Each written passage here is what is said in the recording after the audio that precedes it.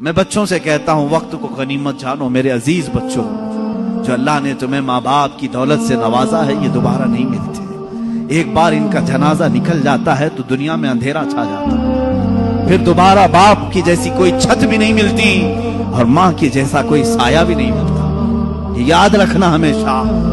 ایک نوجوان کو میں نے دیکھا تھا، وہ بڑا عیاش طبیعت کا تھا، ماں بیوہ ہے، بہت پہلے ہی شوہر کا انتقال ہو گیا تھا، بچہ صرف 4 سال کا تھا یا چھوٹا سا۔ جب سے وہ گھروں کے کام کر کر کے اپنے بچے کو پالتی تھی، جوان ہوا تو اوباشوں کی صحبت میں لگ گیا، بدماشوں کی صحبت میں آ گیا۔ ماں کو اب اس سے بڑا دھچکا اور کیا لگے۔ ایک دن آئی تھی میرے پاس روتے ہوئے، کہا غضب ہو گیا، زندگی نے پہلے ہی میرے سے شوہر کی جدائی، اور میں نے ایسے ایام کاٹے کہ لوگوں کے جھوٹے برتن دھوئے اس امید پر کہ ایک بیٹا ہے جوانی میں، یہ جب پہنچے گا تو میرے بڑھاپے کا سہارا ہوگا۔ لیکن مفتی صاحب ایسا ہو گیا کہ میرا بیٹا بدماشوں کی صحبت میں چلا گیا، اب میرا وہ آخری سہارا بھی ختم ہے، میں کس کے پاس جاؤں۔ وہ غم کے مارے اتنا روئی تھی، میں جب بھی آج یاد کرتا ہوں اس خاتون کو تو مجھے تنہائی میں رونا آتا ہے۔ میں جتنی کوشش ہو سکی، میں کوئی بہت بڑا مؤثر آدمی نہیں ہوں، ایک چھوٹا طالب علم، سوچا کہ اس نوجوان بچے کو بلاؤں، اس کے ساتھ میں نے تھوڑا وقت گزارا، اسے سمجھایا تیری ماں کی قدر و قیمت کیا ہے، وہ ایک بیوہ ہے، ایک بیوہ ہے، وہ 4 عورتوں کے ساتھ بیٹھنے میں شرم کرتی ہے، کیا تو اپنی ماں کے ساتھ وقت نہیں بتاتا؟ دنیا میں تیرے دوست ہوں گے، تجھے دوست چھوڑ کر کے جائیں تو تجھے کتنی تکلیف ہوتی ہے۔ تو سوچ اپنی ماں کو، اس کے تو کوئی دوست نہیں، اور اس کا بیٹا بھی اس کو رات اکیلا چھوڑ کر جاتا ہے۔ وہ رویا میرے پاس، کہا کہ حضرت میں وعدہ کرتا ہوں اپنی ماں کے لیے میں کام کروں گا۔ میں نے سمجھایا، دوسرے دن کہا میں نوکری کے لیے تلاش میں چلتا ہوں۔ مجھے وہ بات آج بھی یاد ہے، تقریباً 6-7 سال ہو گئے۔ وہ نوجوان ہے ابھی بھی، وہ سنتا بھی ہوگا۔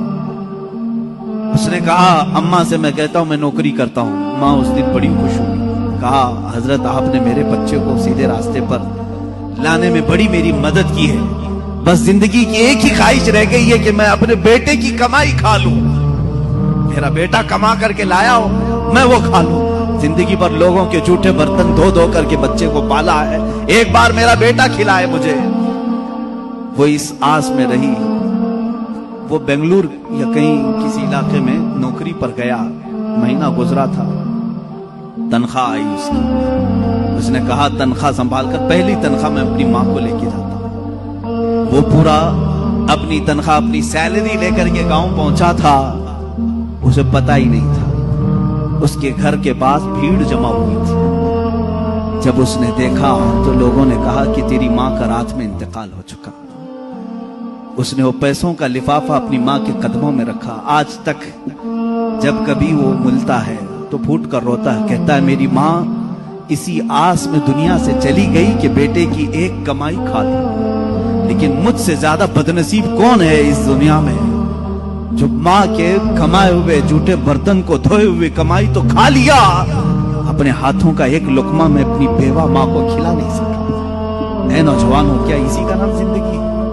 کیا اسی کا نام ایمان ہے؟ تمہارے اخلاق تو وہ ہونے چاہیے کہ تم باہر جاؤ تو تمہارے ماں باپ تمہارے اخلاق پر فخر کریں، تمہاری ایک ایک کمائی کے لیے وہ آج بھی انتظار میں۔ ایک بات یاد رکھنا، ماں باپ لالچی نہیں ہیں تمہارے، لیکن صرف ان کی خواہش یہ ہوتی ہے کہ بیٹا اپنے پیروں پر کھڑا ہو جائے۔ جب مرغی اپنے چوزوں کو خود کھاتے ہوئے دیکھتی ہے تو خوش ہو جاتی ہے، پہلے چونچ سے دانے توڑ توڑ کے کھلاتی رہتی ہے، لیکن جب بچے کھانے کے لائق ہو جاتے ہیں تو خوش ہوتی ہے۔ کیا تمہارے ماں باپ کو اتنی بھی خوشی نہیں دینا چاہتے ہو؟ آج اتنا بھی انہیں سکون نہیں دینا چاہتے؟ جنہوں نے ماں باپ کے ساتھ بدتمیزیاں کی ہیں انہوں نے دنیا میں اپنی جہنم خریدی۔ اللہ کے نبی صلی اللہ تعالیٰ علیہ وسلم سے کسی نے پوچھا ماں باپ کیا ہیں؟ حضور نے فرمایا وہ تیری جنت بھی ہے تیری دوزخ بھی ہے، وہ تیری جنت بھی ہے تیری دوزخ بھی ہے۔ جس نے ماں باپ کے ساتھ برا سلوک کیا اس نے دنیا میں دوزخ خرید لی ہے۔ اللہ کے نبی صلی اللہ علیہ وسلم نے یہاں تک فرمایا میں تو چاہتا ہوں کہ جس گھر میں والدین کا نافرمان ہو اس کے گھر کو آگ لگا دوں، دنیا میں آگ لگا دوں۔ یہ بات یہاں سے نکلی تھی کہ تم امت مصطفیٰ ہو، میرے اخلاق، میرے آقا کے اخلاق تو یہ تھے، عام خاتون جو دنیا کی ہے، مدینے کی گلیوں میں بوڑھی عورت ہے، پھٹے کپڑے ہیں، الجھے بال ہیں، اس کی بات سننے کے لیے پورے کائنات کا آقا کھڑا ہو سکتا ہے، تو ہے میرے عزیز تم اپنی ماں کے لیے تھوڑا سا وقت نہیں نکال سکتے؟ اپنی ماؤں کے پاس وقت گزارو۔ میں سمجھتا ہوں دنیا کا عظیم وقت ہے، دنیا کا عظیم وقت ہے۔ میں بھی آج اپنی ڈائری میں نے لکھا ہے، میں نے بہت ساری جگہوں پر تعلیم حاصل کی ہے، مدرسوں میں پڑھا ہوں، حفظ قرآن ہوا ہے، عالم پڑھے ہیں یا مفتی کورس کیے ہیں، جہاں جہاں وقت گزارے ہیں، لیکن میں نے محسوس کیا ہے میری زندگی کا سب سے قیمتی وقت وہ ہے جب میرے باپ بیمار تھے اور میں ان کے قدموں میں بیٹھا رہا، ان کی آخری نصیحتیں سن رہا ہوں۔ اس سے بہتر وقت ہماری زندگی میں نہیں آیا۔ ایک میرے استاذ گرامی، مرشد گرامی کے پاس گزارا ہوا وقت، وہ میری زندگی کا لب لباب ہے، حاصل کلام ہے۔ میں سمجھتا ہوں میری نجات کا کوئی ذریعہ ہے تو یہی تو وقت ہے، باقی تو میں نے بھی دنیا میں کوئی اچھا کام نہیں کیا۔ لیکن میرے عزیزو یاد رکھو، تمہارے پاس، تمہارے والدین کے پاس گزارا ہوا تھوڑا وقت تو ہونی چاہیے۔